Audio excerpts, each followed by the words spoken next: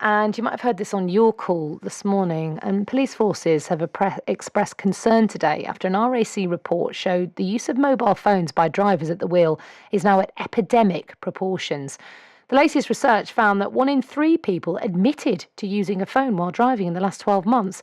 The problem's even bigger among younger people, with some videoing, tweeting and playing games at the same time as driving.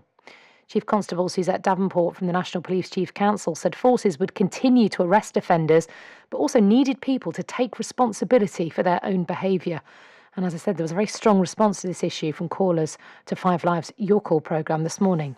I was involved in what the police call a non-fault fatal accident, where sadly a woman died who walked out in front of me. And, I live with the consequences of that.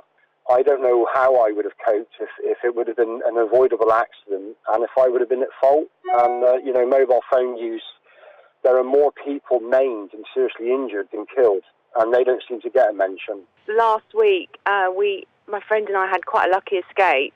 This van driver behind us is texting and he's not slowing down. She started beeping her horn, and I was leaning over the passenger seat trying to sort of get his attention because we were like sitting ducks, really. There was nowhere for us to pull over to avoid him, and he managed to brake really sharply, but he had his phone above the wheel and was glancing at his phone, still texting, just occasionally glance over his wheel just to keep an eye on the road, really, not an eye on the safety of his driving or his focus was completely on his phone. People aren't discreet about it. Every third car you see in traffic is, if they're sitting there, they'll be on their phones. It's always one of these things that you're tempted to do, and it's the rationalisation that you get, the little permission-giving thoughts to say, well, I'll just be quick, or I'll just talk to so-and-so, I haven't spoke to ages, the traffic isn't going very fast. I couldn't do the job. I've used Bluetooth for the last 15 years, and it does not distract me one bit. Well, Paul Newman is the founder of the charity Hands Off. His sister Ellen was killed by a driver on his mobile in 2006. He told 5 Live the focus should be on prevention rather than punishment. You know, this can actually be stopped right now. I mean, no fines or prison sentences are going to stop this. It's an addiction. It's our human instinct to communicate. You know, when that phone rings or whatever it does, could it be important? You know, the guy contacted me who's got an app now that can stop this tomorrow, stop people texting. Why don't the industry, why don't the government, we've not got these people around the table yet to say, look, let's deal with this now before too many more lives. My thoughts and prayers are with all these people, what they're going through. Currently, if you get caught using your mobile phone while driving, you get 3 points on your licence potentially and a £100 fine. The Department of Transport's consulting on whether to increase the penalty to 4 points or 6 if you're a lorry driver, and a fine of £150. But as you heard Paul Newman suggest there, how much should a solution be about education and prevention rather than punishment? Steve Arscott is the sales director for Romex World Limited, who developed an app to stop people using their phone at the wheel. Hi, Steve. Hi there. Can you explain? Yes, we developed a piece of software which sits on smartphones and will automatically disable the phone when you start driving using speed as a measurement using the GPS. So the app will kick in as soon as you set off on a journey and basically disable the phone. The screen will be locked, it will prevent calls from coming in, and it will suppress any kind of messages like texts or emails or social media until you've stopped and are safe to look at them. So when you say stopped, if you stop at traffic lights, does it ping back to life? Not straight away. We've got an inbuilt delay so that in case you're stopping at a junction or at a roundabout or traffic lights or something, you're not going to get a sudden influx of messages. It will wait until a 60-second period and then they will come through and then the app will kick back in again. And so if someone's sat in a long traffic jam, as we heard there from a lot of our callers, 1 in 3 people, if you sat in a jam or you sat in a long queue on a motorway, will be sat on their phones. People could still do that. They could, but what our app will do is if they engage in a phone call or they start to read a text message when they're stuck in a long traffic jam, i.e. if you've gone past the 60 seconds, then as soon as you start moving again, the app will kick in again and it will cut the call and it will freeze the screen so you can no longer read the text. What about the man we heard there who said, look, I use Bluetooth? He said it didn't distract him at all. I mean, well, again, let's not get into his personal case. I mean, people always go, but it doesn't affect me, don't they, generally? But what I'm talking about is if someone's on hands-free and they use this app, they couldn't even use the phone hands-free. Well, in our business-to-business app, we have two apps. We have one which is for the business world, and one which is for the consumer, which is launching later on this year. And we have the ability to either enable or disable Bluetooth according to policy. What we're finding is a lot of companies are now banning Bluetooth as well as part of their policy. But as we know, policies are only half the story. People have a policy, but they're largely ignored.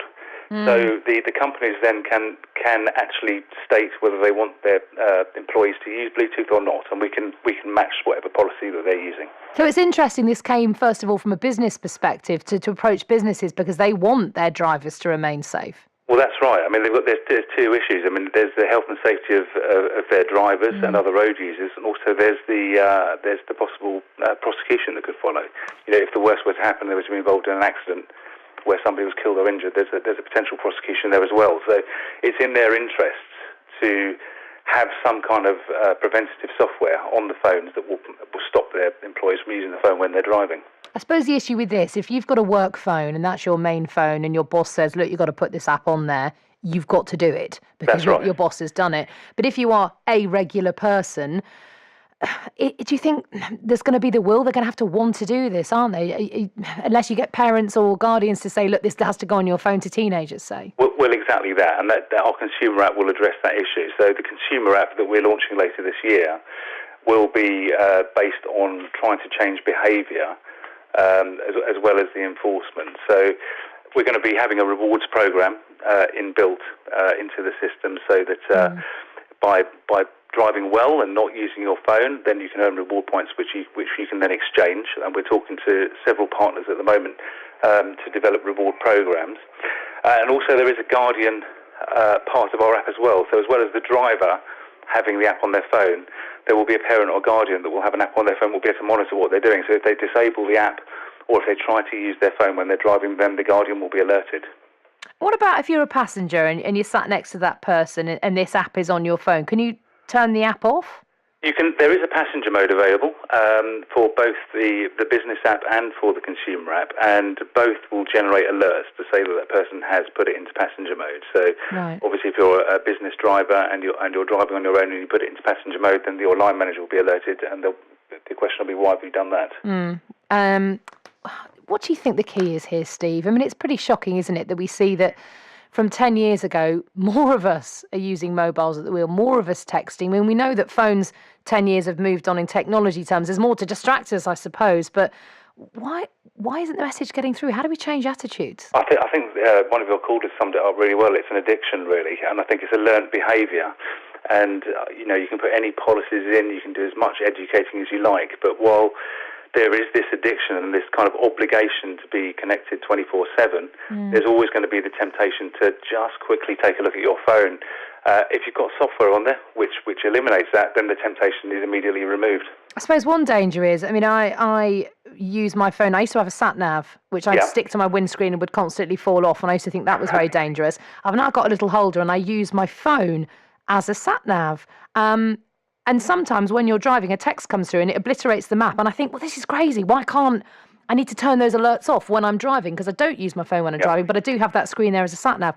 What happens with your app in that case? Can there be a dual use for the phone in that way or not? You can still use the phone as a sat-nav. As long as you've set the sat-nav before you actually set off on the journey, then there's a button that you can press on it which will return the phone to the sat-nav screen so that you can follow it. But what you can't do is you can't interact with it while you're driving. So you can't make changes or type in postcode or anything while you're on the move. But you can preset it before you set off. Okay, interesting to speak to you, Steve. Thank you very much indeed. That's Steve Arscott, who's a sales director for Romex World Limited.